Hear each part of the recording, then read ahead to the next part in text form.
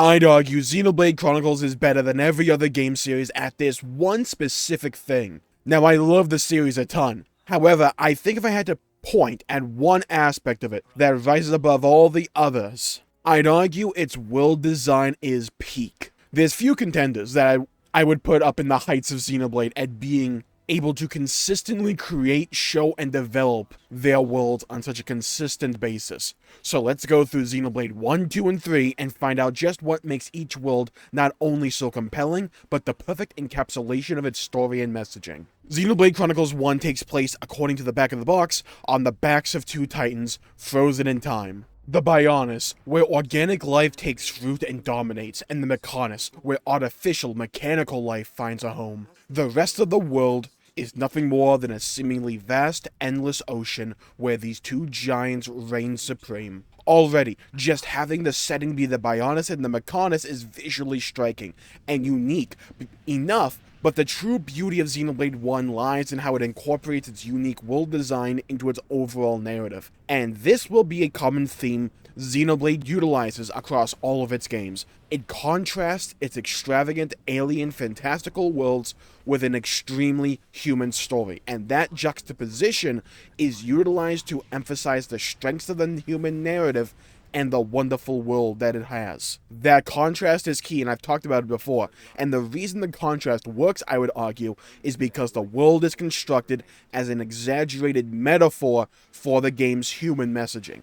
The game is all about essentially two realms of people, locked in a seemingly endless struggle, where the cycle of cruelty and war is perpetuated as beings of the Bionis fight the Mechons to avenge their loved ones and protect their homes, as the leader of Mechonis, Egil, attempts to do the same to avenge his fallen loved ones who perish at the hands of Zanza, and seeks to do so by wiping out the people of Bionis. It's a story of revenge and finding their own place and purpose in the future. And this us versus them story is reinforced by the world being comprised of just the two titans. The us versus them is all that exists. The rest is nothing more than an empty sea that is never explored, never really gone into, because the focus is on the Bionis and the Mechonis.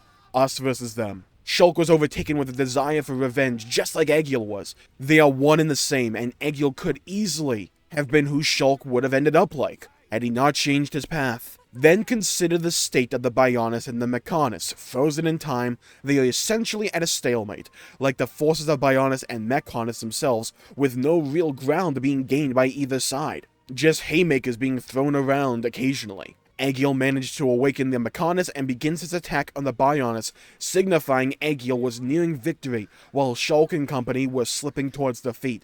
Zanza awakens, reactivates the Bionis, and proceeds to annihilate the Mechonis, with one of the cleanest downward strikes I've ever seen. The Mechonis and Egil fall, and Zanza, the true enemy, remains, signified by the Bionis still standing. One chapter of the game had ended and a new one begins. And in order to eventually get our new world, our new future in our hands, not in the hands of gods, or destiny, or fate, or whatever, both titans would need to fall. There's so much that can be said about the world design of Xenoblade 1, but that's a decent summation of it. Xenoblade 1 is a very heavy on the metaphor type of story, and like the rest of the series, there are double if not triple meanings nearly everywhere you look, as the world design itself is utilized to signify different aspects of the overall story at each individual part of the game. For instance, think about the zone we go to right after we learn about all the destruction that happened in Colony 6, and all the loss of life that it entailed. Sotol Marsh, where at night, it looks like ethereal souls emanate from the trees themselves, almost like it could be a metaphor for all the souls of the departed from Colony 6 and 9, up to that point in the game. We then move to Xenoblade 2, and the game is all about people struggling to survive in a dying world. How is that signified? Well, on the nose, pretty much, with the Titans. People only manage to live because they can build settlements on the backs of these myriad Titans. And as they die off quicker and quicker, people have less room to live. And humanity overall is slowly dying beneath a cloud sea that is thick and visually impenetrable. What lies below is a mystery for most of the game, hidden amidst a layer of clouds. Once a Titan falls beneath it, its people and history goes alongside it, as people are forced to look to the future to preserve what little they have. And heck, you can even go a step further, with the game being all about dreams and how to achieve them. What's the setting of the world? the Cloud Sea. We all just have our heads in the clouds sometimes, you know? And the main character is just a boy, with his head in the clouds, dreaming big things. Dreams of Elysium. Pivot over to more Ardanian hell. Half of their politics are all just about the Ardanian Titans dying, and how resource poor they are, and just desperately trying to find a solution to that dilemma. And in the grand scheme of things, the politics of this world feel like nothing more than these people trying to safeguard a future for themselves amidst the backdrop of a world that is slowly but surely dying, as they all wildly miss the point, more often than not, and argue and struggle against themselves instead of rallying together to create a better world. Does that sound familiar? Do you see how Xenoblade uses metaphor to tell real-life human messages and meanings? But there is salvation, a fabled Elysium that can be reached at the top of the world tree, standing imposingly in the center of the world. It's always within eyesight, pretty much. If you're outside, you can always just look at it, stare. There's your hope, there's your salvation. Get to the top of that tree, and all your dreams will come true. You find the courage, the will, and the capability, and you climb to the top. You can free yourself of the shackles of this world and live eternally in paradise, in Elysium. That visual is key because it is also the key motivation to all the events of the game, as everything you do is in service of readying yourself and finding a way to get past the Guardian Ophion and climb the tree. End of the game, you reach Elysium, and what do you find? Nothing more than a barren, artificial wasteland.